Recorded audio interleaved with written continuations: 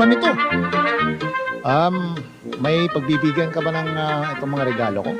Nandiyan ka na pala, Oo. sweetheart. Limang case to eh. Oo. Di ba, gustong-gusto mo naman ng madaming alak? Kung dati, maubos ko to isang araw lang. Pero, alam mo naman, sweetheart, kailangan ko magbago. Kasi, Talaga? Oo. Ipapabigay mo na yan? Kasi natakot ako eh. Oo. Buti naman na-realize mo, sweetheart. Kasi sinabi ng kumpare ko, Mm. hindi ko lang nakakwento sa'yo eh. Sabi ng kumpare nung pumunta siya dito.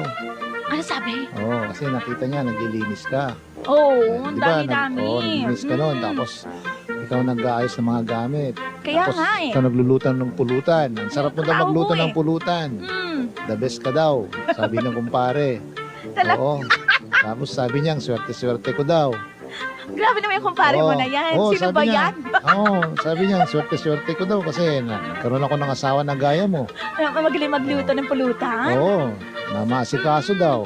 Yung asawa daw niya, hindi Hindi ganyan. na. Kaya ang swerte-swerte ko daw eh. Oo. So Kaya ngayon? sabi niya, pare kung mamamatay ka pre, ako nang bahala kay kamare, sabi niya.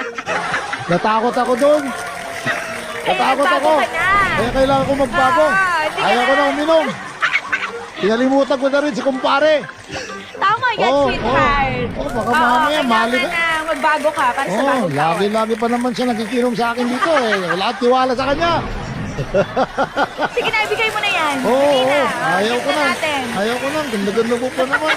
Mas bata ka pa naman sa akin ng 20 years. Barangay LS 89.3